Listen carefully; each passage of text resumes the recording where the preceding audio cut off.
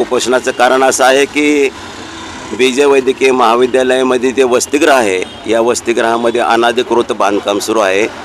तेथील झाडे पाडतायत, म्हणजे पाडणार आहेत, बिल्डिंग पाडणार आहेत.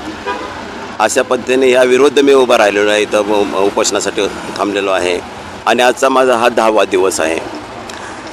तर आपल्याला असं तिथून काही प्रतिक्रिया वगैरे नाही आली का? नाही, प्रतिक्रिया आली म्हणजे आता त्यांनी ते खोदकाम बंद केले आणि काल माननीय डीन साहेब यांनी मला एक पत्र दिलं आहे.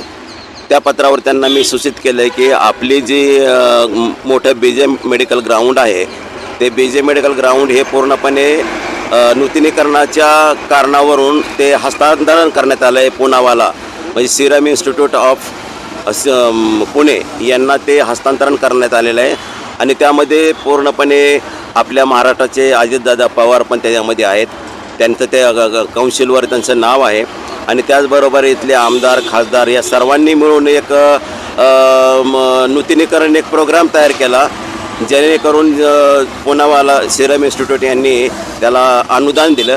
आणि अनुदान दिल्यावर ते ग्राउंड पूर्णपणे खोल केलं गेलं. त्यातली माती पूर्ण हजारो ट्रक अशी माती उचलून घेऊन गेले आणि ते जे सपाट ग्राउंड होतं ते पूर्णपणे असं खोल केलं की जेणेकरून विद्यार्थ्यांना तिथे जाता येणार नाही.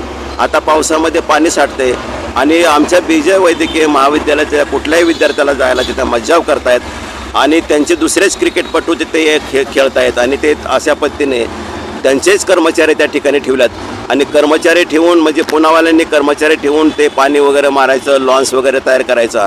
आणि असे हे सगळे सांगून त्यांनी आमच्या विद्यार्थ्यांना त्या ठिकाणी मज्जाव केला. याचा अर्थ असा स्पष्ट आहे की हे पूर्णपणे जे ग्राउंड आहे ते ग्राउंड पूर्णपणे ट्रान्सफर केलेलं आहे त्यांनी, ट्रान्सफर ॲक्टनुसार की रिन्युविंग या दृष्टिकोनातून ते ट्रान्सफर केलेलं आहे आणि म्हणून ते त्याच्यावर अधिकार गाजवत आहेत.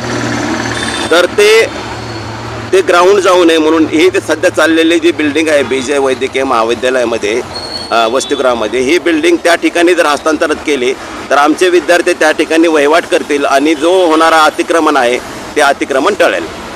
आणि त्यासाठी मी हे उपोषणाचा आज 10वा दिवस आहे. अशा पद्धतीने झालेलं.